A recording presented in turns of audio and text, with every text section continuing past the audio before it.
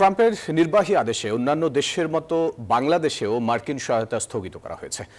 মার্কিন যুক্তরাষ্ট্রের কর্মকর্তা ও বিদেশি দূতাবাসগুলোতে এই নির্দেশনা পাঠানো হয়েছে। তবে পররাষ্ট্র উপদেষ্টা জানালেন এখনো আনুষ্ঠানিক কোনো চিঠি পায়নি ঢাকা। মার্কিন প্রশাসনের এমন সিদ্ধান্তে বাংলাদেশে আশ্রিত রোহিঙ্গাদের ভরণ পোষণ নিয়ে উদ্বেগ বাড়বে বলে মনে করছেন বিশ্লেষকরা। আরো জানাচ্ছেন প্রমা চৌধুরী।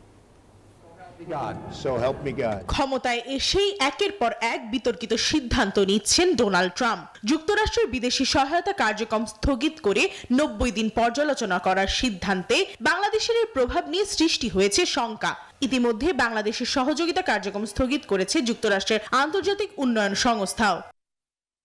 রোহিঙ্গা সংকট নিরসন, জলবায়ু ও খাদ্য নিরাপত্তার মতো কার্যক্রমে দেশটির চলমান সহায়তার ক্ষেত্রে বড় প্রভাব পড়তে পারে বলে উদ্বেগ জানান এই আন্তর্জাতিক সম্পর্ক বিশ্লেষক।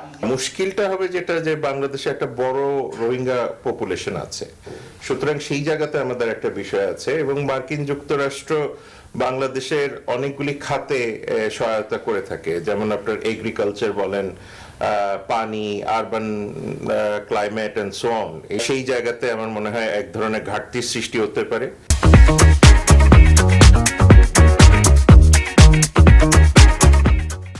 আর তাই অনিশ্চয়তা থেকে স্বস্তি পেতে পররাষ্ট্র মন্ত্রণালয় ও প্রাইভেট সেক্টরের সমন্বিত প্রস্তুতির উপর জোর দেন তিনি। বাকি যে ইনস্টিটিউশনস গুলি আছে তাদের একটা সমন্বিত প্ল্যান করা দরকার। আদারওয়াইজ আমার মনে হয় না যে এই আনসার্টেন এনভায়রনমেন্ট থেকে আমরা খুব বেশি স্বস্তিদায়ক রেজাল্ট পাবো।